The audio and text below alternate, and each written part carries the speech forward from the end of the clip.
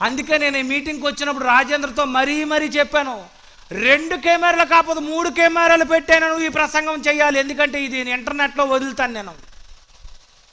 తప్పు అయితే రండి, ఎవడైనా ఇప్పటికే చెప్తున్నాను, తప్పు అయితే రండి. తప్పు మాట్లాడడం ఎందుకు, రమ్మని అడగడం ఎందుకు? తప్పు మాట్లాడను నేను తప్ప వేరొక దేవుడు మీకు. క్రైస్తవులు చదువుకోలేదే చెప్పండి, చదువుకోలేదండి? పైన ఆకాశం అందే గాని, క్రింద భూమి అందే గాని, భూమి కింద నీళ్ళ అందే గాని దేని రూపంనైనాను మీరు అసలు చేసుకోవడానికి వీల్లేదు. మీరు దేన్ని దేవుడు అన్న వీల్లేదు. నీ భర్తనైనా, నీ భార్యనైనా, నీ బిడ్డలైనా, ఎవరినైనా నా పేరు తగిలించడానికి వీల్లేదు. నేను తప్ప వేరొక దేవుడు ఉండకూడదంటే ఎక్కడొచ్చిందో, ఎవడ పెట్టాడండి. పతియే ప్రత్యక్ష దైవం అని చెత్తమాట. అందుకే పాట కట్టిన వదులుతాను చూడండి నెక్స్ట్ ఇయర్.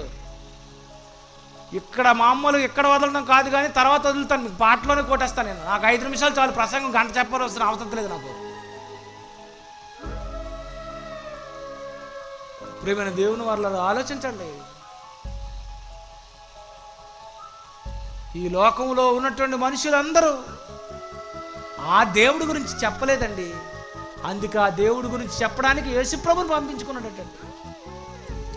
ఆయన రొమ్మునున్న అద్వితీయ కుమారుడే, ఆయన బయలుపరిచను అంటే ఏమంటే అర్థం ఏంటో తెలుసండి? తండ్రి గురించి ఇతనే తండ్రిని ఒక తల్లి వలె చూపించడానికి వచ్చినటువంటి ఆయననండి యేసుక్రీస్తు. ఒక తల్లి చెబుతుంది ఏమని, ఇదిగో నాయన మీ తండ్రి, ఎవరు ఈయనేనరా మీ నాన్న.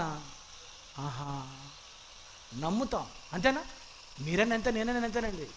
తల్లి చెప్తుంది ఏమని, నాయన ఇతనే నాయన తండ్రి, ఆహా నాన్న, అంతే. ఆవిడ ఎవరిని చూపించినా నోరు మూసుకొని నమ్మడమే విశ్వాసం కదా, అంతే కదండి.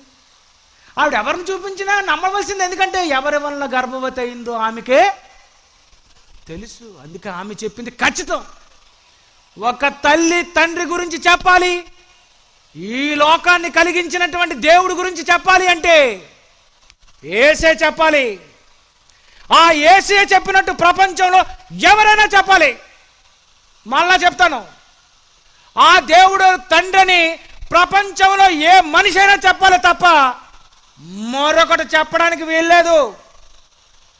ప్రపంచానికి ఆదాము ఒక్కడే అయితే, ఆదాము అవ్వను నుండే మీరందరూ వచ్చారని ఒకవేళ మీరు ఒప్పుకుంటే, మనందరికీ జన్మనిచ్చినది తండ్రి యెహోవా, ఆ తండ్రి అయినటువంటి దేవుడే అయితే, ఆ దేవుడి గురించి ప్రపంచంలో ఎవడైనా ఇలాగ చెప్పాలి, ఒక్కడే అని చెప్పాలి.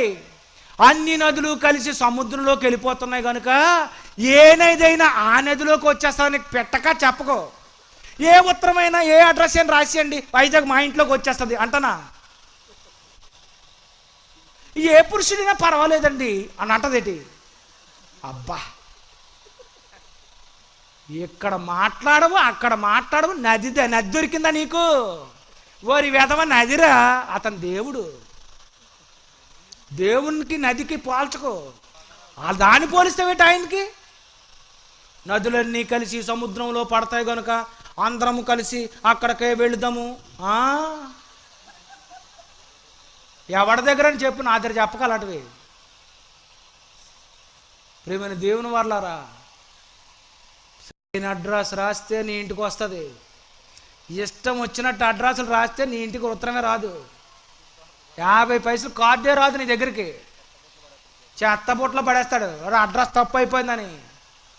భూమి మీద ప్రతి మనిషి దేవుని అడ్రస్ పర్ఫెక్ట్గా తెలుసుకోవాలి, ఖచ్చితంగా తెలుసుకోవాలి. నువ్వు దేవుడు అడ్రస్ ఏంటి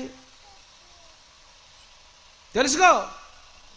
ఆ అడ్రస్ తెలుసుకోవడానికి ఆ దేవుడు రాయించిన సరైన అడ్రస్ ఉన్న పుస్తకమే బైబిల్. బైబిలేనండి దేవుని అడ్రస్. చదవండి. ఆ మాటలకు దేవుడికి సరిపోతుందా లేదా? గుడ్డిగా నమ్మకండి, గుడ్డిగా ఎప్పుడు నమ్మకండి. రీసెర్చ్ చేయండి, అది వాస్తవం అని అనిపిస్తే ఖచ్చితంగా మీరు నమ్మండి. దేవుని వారలారా, వ్యక్తికి ఒక దేవుడు కాదండి, అందరికీ దేవుడు ఒక్కడే. ఈ ప్రకృతిని కలిగించినటువంటి ఆ తండ్రి అయినటువంటి దేవుడు మనందరికీ దేవుడు. మీరు నా తమ్ముళ్ళు, మీరు నా చెల్లెళ్ళు, మీరు నా అక్కలు, నేను మీ అన్నీని, నేను మీ తమ్ముణ్ణి, మనంతా ఒకటే, ఒకే తల్లిదండ్రుల నుండి వచ్చిన వాళ్ళమే.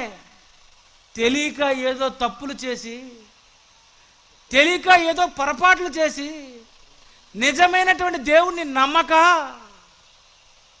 పెంపుడు తల్లిని తల్లిని నమ్మేశాం. అది మనం చేసిన పొరపాటు.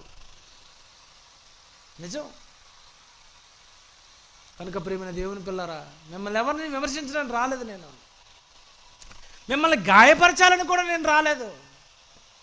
నిజం బడిలో చెప్పనప్పుడు ఈ పబ్లిక్లో నేను అరొద్దా చెప్పండి?